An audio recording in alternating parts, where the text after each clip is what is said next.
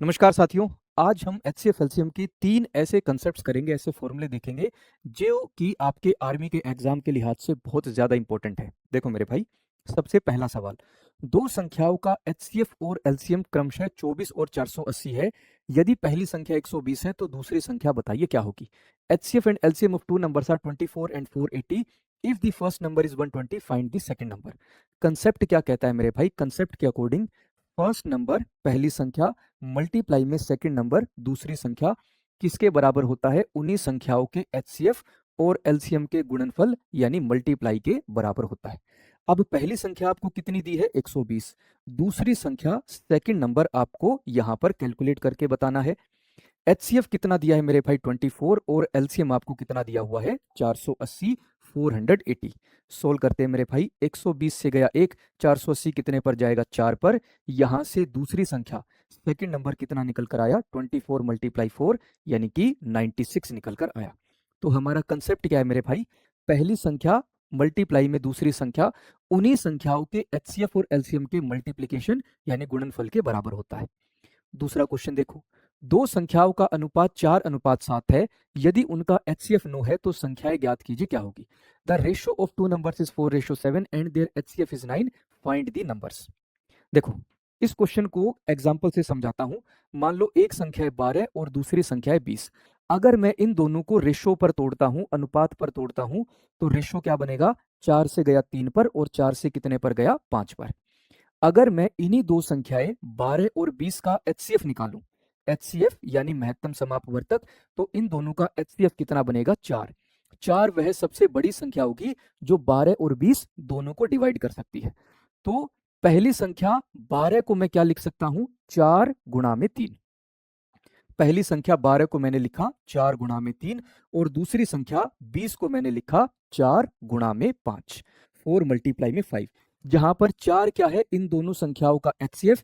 3 और 5 क्या है? इन दोनों संख्याओं की रेशो है, इन दोनों संख्याओं का अनुपात है। तो यहां से कंसेप्ट क्या बना मेरे भाई? कंसेप्ट ये बना कि पहली संख्या फर्स्ट नंबर को हम क्या लिख सकते हैं? एचसीएफ मल्टीप्लाई में ए। और दूसरी संख्या सेकंड नंबर को हम क्या लिख सकते हैं? एचसीएफ मल्टीप्लाई में बी। जहां पर ए और बी क्या है? उन दोनों संख्याओं की रेशो है, उन दोनों संख्याओं का अनुपात है। तो पहली संख्या क्वेश्चन के अकॉर्डिंग क्या हो जाएगी? एचसीएफ मल्टीप्लाई में 4 कितना हो जाएगा? 36। दूसरी संख्या एचसीएफ मल्टीप्लाई में 7 कितना हो जाएगा? 63। तो आंसर क्या बनेगा? 36 और 63 हो जाएगा। ऐसा ही एक और क्वेश्चन देखो, तीसरा। ये हमारा दूसरा कंसेप्ट, ये हमारा सेकंड कंसेप्ट बना। ठीक है, तीसरा कंसेप्ट या तीसरा फॉर्मूला, दो संख्याओं का अनुपात 4:7 है। यदि उनका एचसीएफ 9 है तो एलसीएम ज्ञात कीजिए क्या होगा। सबसे पहला फॉर्मूला मैंने आपको क्या बताया था? पहली संख्या मल्टीप्लाई में दूसरी संख्या किसके बराबर होता है? उन्हीं संख्याओं के एचसीएफ और एलसीएम के गुणनफल के बराबर होता है। ये हमारा पहला कंसेप्ट था मेरे भाई। पहली संख्या को हम क्या लिख सकते हैं? एचसीएफ गुणा में ए लिख सकते हैं। दूसरी संख्या को क्या लिख सकते हैं? एचसीएफ गुणा में बी लिख सकते हैं। और दोनों संख्याओं का गुणनफल किसके बराबर? उन्हीं संख्याओं के एचसीएफ और एलसीएम के गुणनफल के बराबर। यहां से एक एचसीएफ से आपका एक एचसीएफ कट गया, तो एलसीएम किसके बराबर बना? एचसीएफ मल्टीप्लाई में ए मल्टीप्लाई में बी के बराबर। एलसीएम किसके बराबर बना? एचसीएफ मल्टीप्लाई ए मल्टीप्लाई में बी। जहां पर ए और बी क्या है? उन दोनों संख्याओं की रेशो है, उन दोनों संख्याओं का अनुपात है। अब क्वेश्चन में एचसीएफ आपको कितना दिया है? 9। अनुपात में पहली संख्या 4 और दूसरी संख्या कितनी है? 7।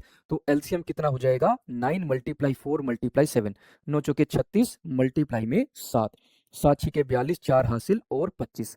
आंसर क्या बनेगा? 252 हो जाएगा। तो एलसीएम एचसीएफ गुणा में ए गुणा में बी, ये आपका थर्ड कंसेप्ट हो गया। अब नेवी के एग्जाम में, अभी सॉरी नेवी नहीं, आर्मी सैंपल पेपर, आर्मी का जो अभी सैंपल पेपर ऑफिशियल आए हैं उसमें नेवी के नर्सिंग असिस्टेंट के जो सैंपल पेपर है उसमें ये क्वेश्चन दिया हुआ है। आर्मी के नर्सिंग असिस्टेंट सैंपल पेपर 1 में ये क्वेश्चन दिया हुआ था। इसको हम करते हैं। दो संख्याओं का एलसीएम 75 है, संख्याएं 3:5 के अनुपात में है, उन दोनों संख्याओं का योग बताइए क्या होगा। भाई संख्याओं का योग हम कैसे निकालेंगे? जब हमारे पास संख्याएं होंगी। और संख्याएं कैसे निकालते हैं? संख्याएं निकालते हैं एचसीएफ मल्टीप्लाई में ए और एचसीएफ मल्टीप्लाई में बी से। इस फॉर्मूले से हम संख्याओं को निकालते हैं। अब क्वेश्चन में ए और बी 3:5 ये तो हमें दिया है, लेकिन क्वेश्चन में एचसीएफ नहीं दिया। तो एचसीएफ कैसे निकाल सकते हैं? अभी अभी हमने तीसरा फॉर्मूला देखा, एलसीएम किसके बराबर होता है? एचसीएफ गुणा में ए गुणा में बी के बराबर। एलसीएम कितना दिया है? 75 किसके बराबर? एचसीएफ मल्टीप्लाई में ए और बी की वैल्यू कितनी है? 3 और 5। तो यहां से एचसीएफ कितना निकल कर आया? 75 डिवाइडेड बाय 15, यानी कितना बना? 5। अब हमारे पास एचसीएफ भी है, हमारे पास दोनों संख्याओं की अनुपात भी है। अब हम संख्याएं निकाल सकते हैं। पहली संख्या क्या होगी मेरे भाई? पहली संख्या एचसीएफ गुणा में ए कितना हो जाएगा? 15। और दूसरी संख्या एचसीएफ गुणा में बी कितना हो जाएगा? 25। और दोनों संख्याओं का योग कितना बनेगा? 40। ऑप्शन डी हमारा आंसर होगा। और इन्हीं क्वेश्चंस के आधार पर आपको मैंने 4 प्रैक्टिस क्वेश्चंस दिए हैं। पहला क्वेश्चन, दूसरा, तीसरा और चौथा, जिनके आंसर्स भी मैंने लास्ट में आपको बताए हुए हैं। इन चारों क्वेश्चंस को आप खुद से ट्राई करके बताएंगे कि आपको क्वेश्चन समझ में आए या नहीं। और इस तरीके की वीडियो के लिए जुड़े रहिए रोजगार with Ankit defence YouTube channel पर। जय हिंद।